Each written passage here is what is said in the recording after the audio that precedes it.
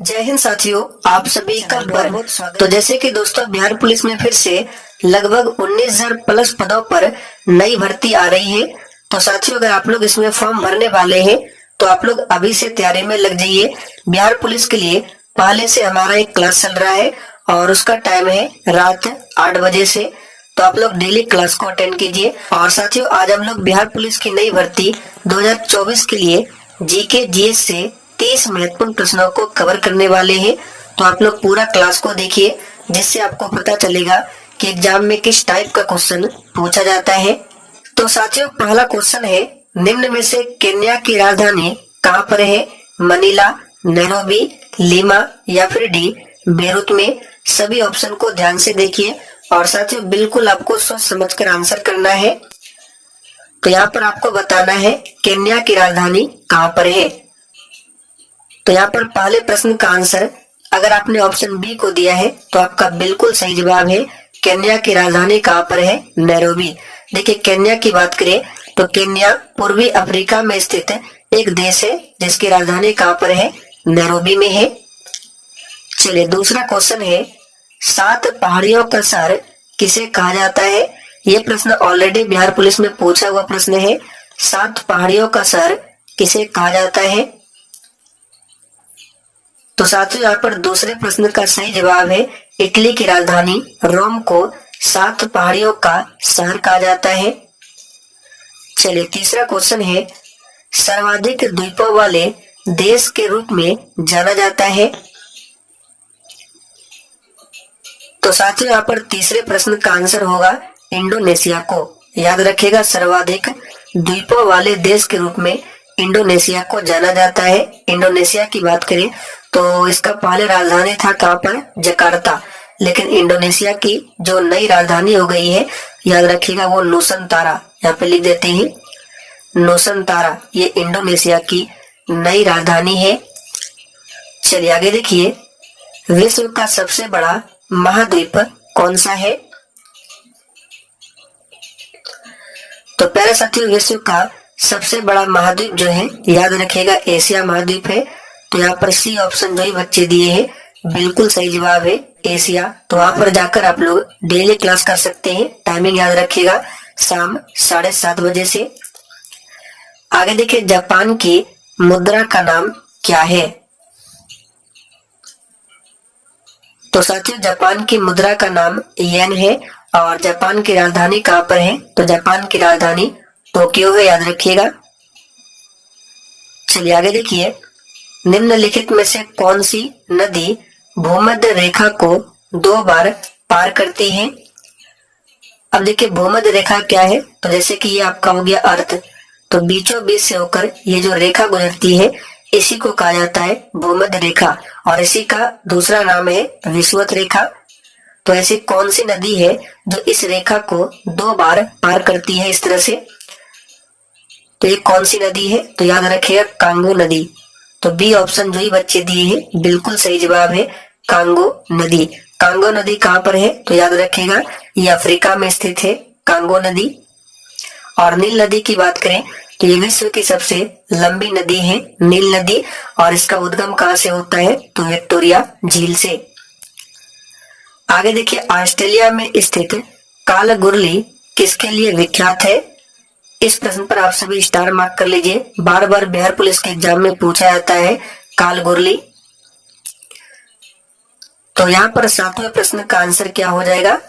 तो पहला ऑप्शन, स्वर्ण उत्पादक के लिए प्रसिद्ध है कालगुरली। और ये कहाँ पर है? तो ऑस्ट्रेलिया में। विश्व का चीनी का कटोरा किसे कहा जाता है? बिल्कुल सोच समझकर आंसर करना है और प्रत्येक स्टूडेंट को अपना अपना आंसर नीचे कमेंट बॉक्स में लिखना है। तो विश्व में चीनी का कटोरा क्यूबा को कहा जाता है। किसे कहा जाता है? क्यूबा को। तो यहाँ पर ए ऑप्शन आपका सही आंसर है।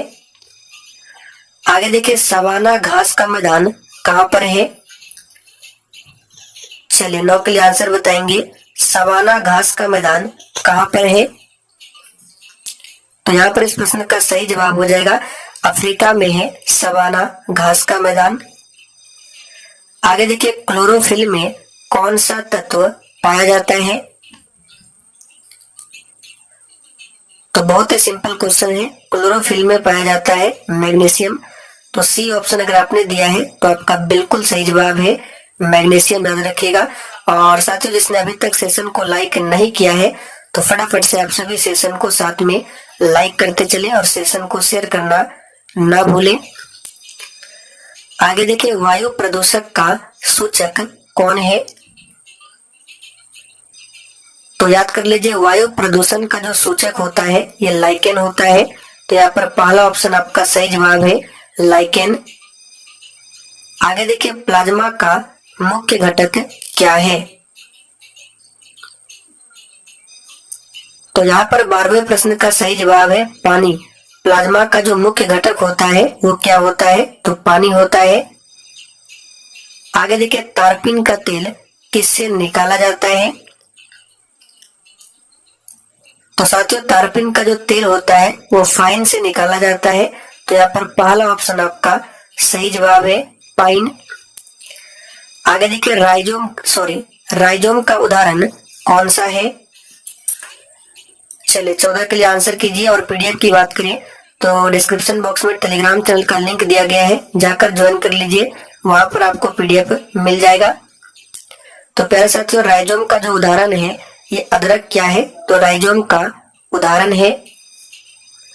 आगे देखिए, प्रथम जैन संगति जिसकी अध्यक्षता स्थूलभद्र ने किया था, इसका आयोजन कहाँ पर हुआ था? यहाँ पर ध्यान दीजिए, बौद्ध संगति नहीं है, जैन संगति है। तो पहला जैन संगति जो हुआ था ये हुआ था पाटलिपुत्र में। तो यहाँ पर बी ऑप्शन आपका सही जवाब है। किसके समय में? तो चंद्रगुप्त मौर्य के समय में हुआ था। और प्रथम जैन संगति की अध्यक्षता किसने किया था? तो स्थूलभद्र ने। आगे देखिए, ऐतिहासिक स्रोत के अनुसार मगध का प्रथम वंश कौन सा था? तो साथियों, मगध का जो प्रथम वंश था यह हर्यक वंश था। और हर्यक वंश का संस्थापक कौन था? तो बिंबिसार, याद रखिएगा, यहाँ पे नाम लिख देते हैं। बिंबिसार कौन था? तो हर्यक वंश का संस्थापक। एक होता है बिंदुसार जो कि मौर्य वंश का शासक था, वो नहीं है, यहाँ पे बिंबिसार है। आगे देखिए, अशोक के किस अभिलेख से उसे प्रियदर्शी कहा गया है? और साथियों, सेशन के लास्ट में आपको कमेंट करके अपना अपना स्कोर बताना है कि आपने कितने प्रश्नों के सही आंसर किए हैं। तो यहाँ पर 70वें प्रश्न का आंसर क्या हो जाएगा? भाब्रम अभिलेख से। मिथिला का स्वर्ण युग किस वंश के शासन काल को कहते हैं? तो प्यारे साथियों, मिथिला का जो स्वर्ण युग है किस वंश के शासन काल को कहा जाता है? तो कर्नाट वंश। यहाँ पर बी ऑप्शन सही है। और कर्नाट वंश के संस्थापक कौन थे? तो नोट कर लीजिए, नान्यदेव। नान्यदेव कौन थे? कर्नाट वंश के संस्थापक। आगे देखिए, बिहार में सर्वप्रथम किस यूरोपीय कंपनी का आगमन हुआ था? तो काफी ज्यादा इंपॉर्टेंट प्रश्न है, याद रखिएगा। बिहार में सबसे पहले पुर्तगाली कंपनी का आगमन हुआ था। तो पहला ऑप्शन जो ही बच्चे दिए हैं बिल्कुल सही जवाब है पुर्तगाली। चलिए आगे देखिए, रेगुलेशन 13 किस विद्रोह से संबंधित है? बिल्कुल इसी तरह के क्वेश्चन बिहार पुलिस के एग्जाम में पूछे जाते हैं, आंसर कीजिए फटाफट से। तो साथियों, रेगुलेशन 13 जो है ये संबंधित है कोल विद्रोह से। किससे? तो कोल विद्रोह से। आगे देखिए, वर्ष 1922 में बिहार में आयोजित कांग्रेस के 37वें अधिवेशन की अध्यक्षता किसने किया था? तो यहाँ पर 21 का आंसर क्या हो जाएगा? 1922 में। तो 1922 में बिहार में कांग्रेस का दूसरा अधिवेशन हुआ था और कांग्रेस का 37वां हुआ था, लेकिन बिहार में हुआ था दूसरा। तो इसकी अध्यक्षता किसने किया था?